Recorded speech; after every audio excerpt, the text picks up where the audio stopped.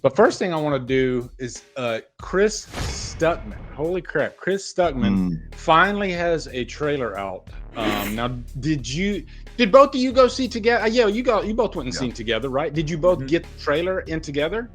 Yep. Yes. Yep. I did too. And I remember when I was watching the trailer within like, I don't know, a couple seconds, I think they showed the tape and it said, Yeah. so I was like, whoa, shit, here we go. It's finally, we get the trailer. And let me ask you guys this. Before you saw this trailer, what did you think this was? Did you think this was going to be found footage? Did you think this was going to be like, just look like a regular, studio driven movie? I thought found footage. I actually thought I'd seen press releases saying it was going to be found footage. I don't know. But that's what I thought. Yeah. What about you, Davey? Yeah, I thought it would have that element because the plot was basically, it's one of those, I feel like we've gotten a handful of movies like this where, somebody goes missing while they're doing some sort of paranormal investigation, and then other people go and look for them, either a family member or like some sort of loved one. Right. So I figured there would be some sort of element of the found footage worked into the film, but I figured that the film would be, by and large, a standard kind of like, narrative that we're used to seeing in film. Let me say this before we're going to watch this trailer here real quick, but man, it's crazy to me because and I'm sure you guys can relate. I remember watching Chris back in I first discovered him back in 2012 when I was deployed. And when you're deployed, you got nothing to do. And so I'd always have a laptop and I had a little cot that I would sit, you're in the freaking sandbox. And every night my routine, because we had like a little Wi-Fi dongle or whatever. And, I'd watch movies on my laptop or I would surf the internet for a little bit. And I remember discovering YouTube around 2012. I think I knew of it, but I didn't really think YouTube was like going to be a big thing. And I think it was Jeremy Johns and Chris Stuckmann were the first two that I discovered on there because I'm a movie lover. And I think if you're a big, like, if you love movies as much as we do, eventually you're going to find that space on YouTube, which I did. And back then, I think he was just starting to look more, I guess, professional in his approach, because Chris Stuckmann started like sitting on his bed in his bedroom, and you could, it was as lo-fi as you could possibly imagine. And so to come full circle and actually have a movie that looks this great coming out, man, I couldn't be happier for the guy. I don't, before we watch the trailer, any thoughts from you guys about, I guess your history with Chris Stuckmann, or maybe you just never really cared to watch, because we all have our favorites. What about you, Davey? So I used to love watching Chris Stuckmann's channel. I mean, as far as just like, oh, there's just another review I can check out, something to have on in the background, whatever. And then, once Halloween 2018 came out, he did a review of it. I was like, oh, dude, did you try to get involved in the movie? And they said like, no to you? Because it seems like you're taking this very personally. And he totally mischaracterized the bathroom scene. He said it was like an exact copy of what happens in H2O. And I was like, shit, dude. Like, it's like the exact opposite of what happens in H2O. And so, and then during, as I'm watching the review, I'm sort of like, I think I have to unsub this guy. So I unsubbed after that. Yeah. And then, I know all the whole controversy with like not wanting to review bad movies, like when Madam Web came out. And I'm just like, obviously it's just like an unspoken rule, like on YouTube, like, people just get to cover whatever the hell they want on their channel. And you don't really tell them what to do or what not to do. But it just sort of occurred to me when he did that, I was like, well, if that's what you want to be, and you want to be a director and you don't want to ruffle feathers, then your channel can just be a celebration of film from the past, or a celebration of what you love about film. And you don't have to review movies anymore, because now we know if you don't review a movie, you thought it was shit. So you're still telling us that you think the movie is you're shit. right. I mean, that's pretty much giving it away. Oh, Chris Stuckmann didn't like this movie. It's a big, high-profile movie. He's not reviewing it. Oh, he doesn't like it. Yeah, I doubt he reviewed the latest The Ritual movie. But having said all that, I'm rooting for the guy's movie to do well, because it's just going to be good for any other YouTubers who are aspiring or up and coming filmmakers. Filippo Brothers just have been rocking it. Call Me Chris just put out a movie which isn't doing too well, but at least that's another, content creator that's got a movie out there, and I hope Stuckmann does well also. A rising tide raises all ships. So So I'm rooting for him, and of course everyone else that worked on the production as well. Yeah, I think we're gonna continue seeing YouTube creators somehow finding their way into the Hollywood system. I'm not talking about fan films; that's a whole different story. But like Chris Stuckmann, like the Filippo brothers, it's going to happen, and I think we're going to see more and more of them.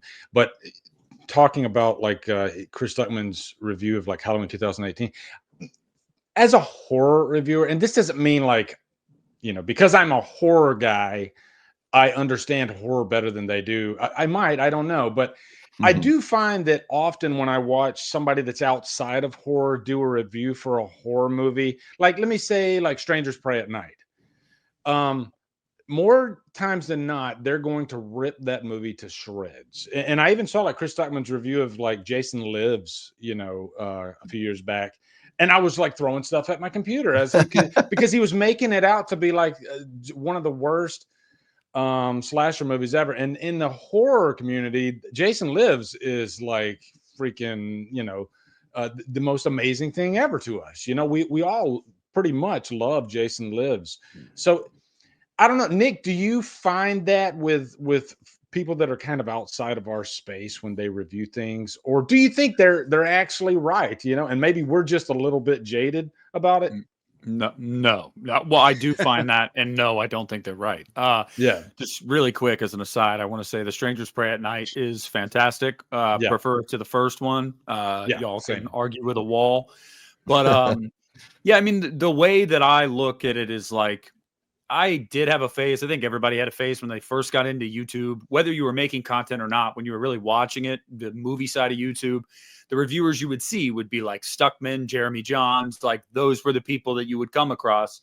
And as I started to do my own content creation, I was really like, again, nothing personal to the guys at all, but I was just like, yeah, I'm not really into this. And I never subscribed to either one of them. But that was just because like, I don't know, it's not really my wheelhouse, but also, no, I think that people that step out of their proverbial comfort zone sometimes because they need to review a new, big new movie, but it's not really their cup of tea.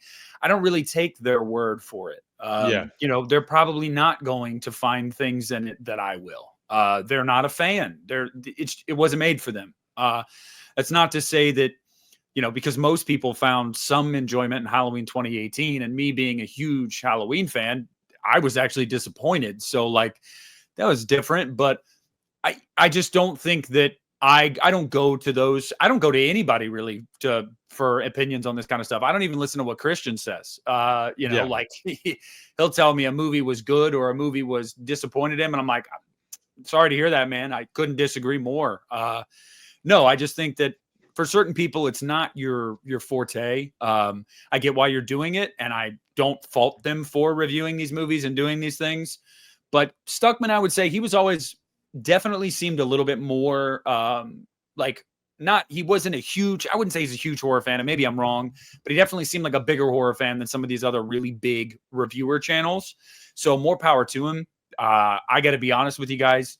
I was not a fan of this trailer. When I watched it for Together, I just was like, it just doesn't look like my thing at all. Like, I mean, it looks professional. I'm sure it'll make money, and it'll probably jumpstart a career for him, and a second career, I guess I should say, and more power to him. But no, it just doesn't really look like my thing. Well, speaking of the trailer, let's check it out. Let's for those of you that haven't seen it, I will say the thing I like about it most is the very beginning of the trailer. But let's go ahead and start it right now. Here we go. Let's see if I do that. Yeah. Do you need help? She finally let me go. That scene right there. That's pretty cool.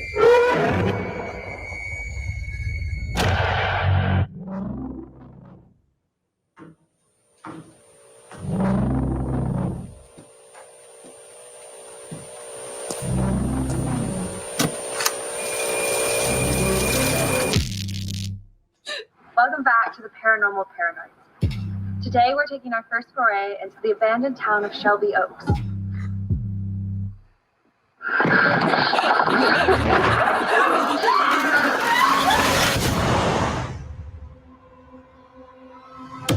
I've been searching for Riley for the last 12 years. I know my sister's not dead. Bodies were found outside of Shelby Oaks. Riley Brennan is still missing. The last night I saw her, she said she saw a man standing in her window, staring at her.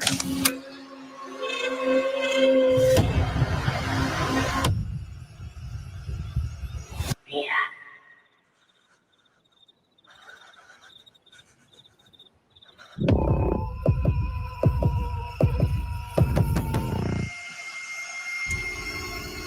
You live alone out here?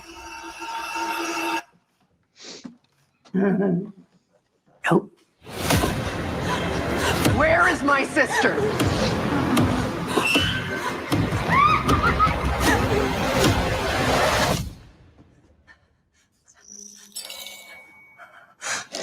Riley.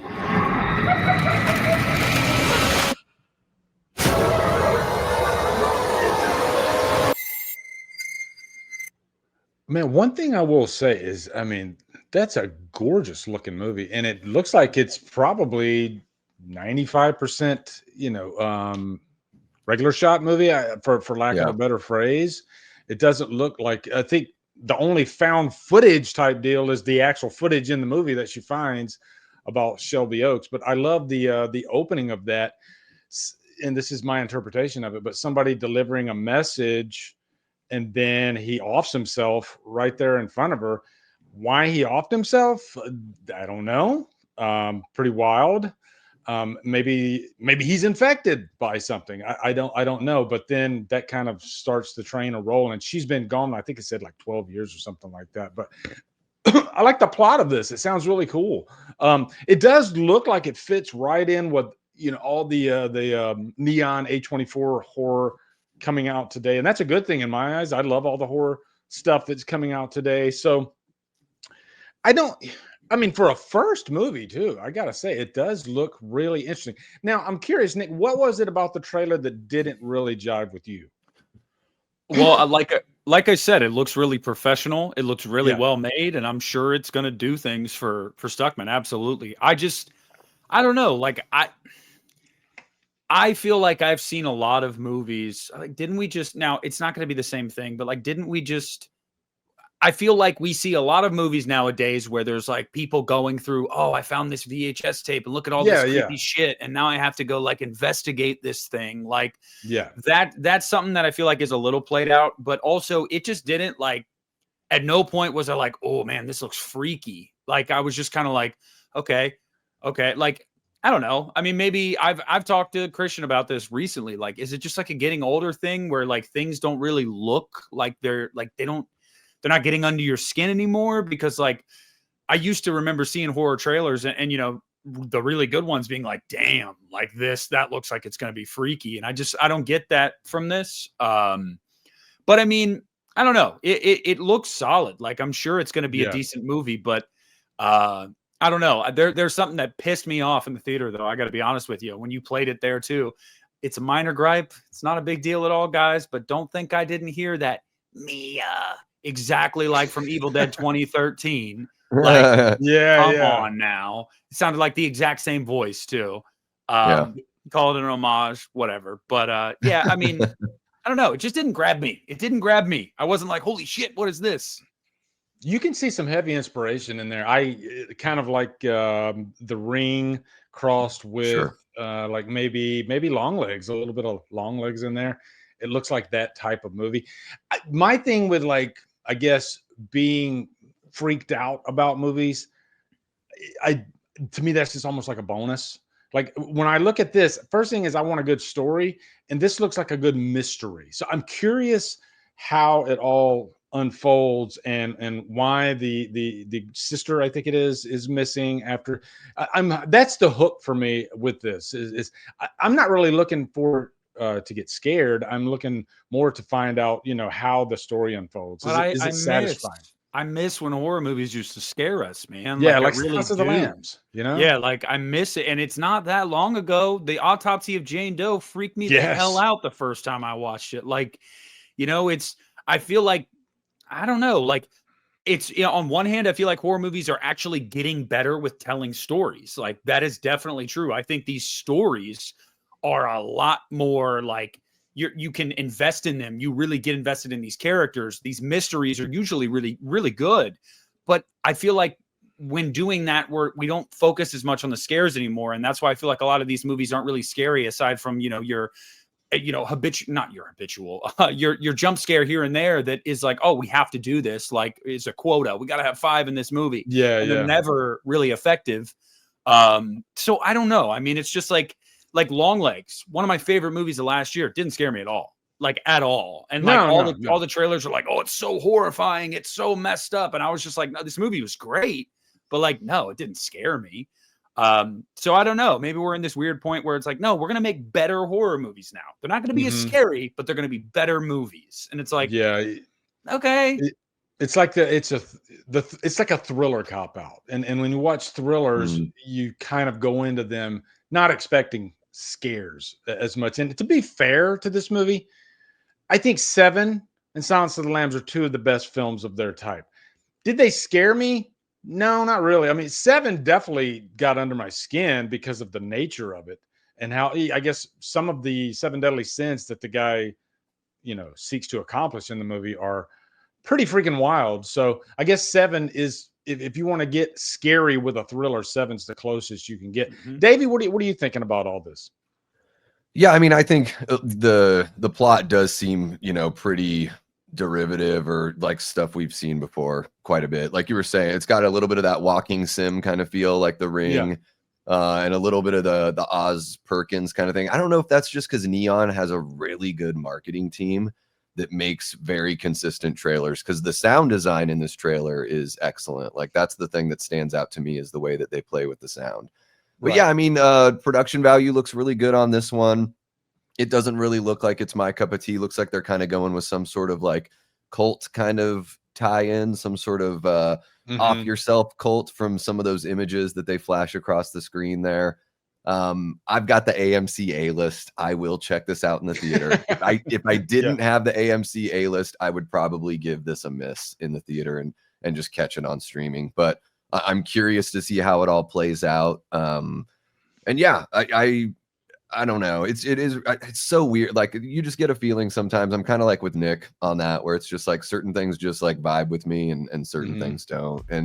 And yeah, I mean, movies just don't really, I don't know what it is. I was just watching the It Chapter 2 or whatever. I was like, this is the most unscary, like, this is like boring to me kind of stuff. Where maybe that's just movies now. I mean, just, now that I'm just old and I have like real things that scare me, like existential crises. Yeah, maybe that's it. But yeah, I mean, this one, like, yeah, I think the sound design, cinematography is looking good. I just don't know if the story is really my thing. Yeah, I think that's what it hinges on, you know. And I do harp on this a lot, but I think you hit the nail on the head. I think when you get to a certain age and you have real problems, we go into horror movies for an escape. Whereas when I was a teenager and before, I really went into horror movies like almost like a dare. Like, I want to be scared, and I usually thought that the movie that I'm going to see is going to scare me. You know, it was almost the opposite of the way things are now. Uh-oh, we lost Nick. Well, hello there. You just watched an outrageous clip from the Hit the Bricks podcast. I really hope you enjoyed that clip. If you want to see more clips, you can click here or you can click here. And you can just have yourself a ball, all right? And also follow the Hit the Bricks podcast on Spotify as well. Thank you guys. Have a wonderful day.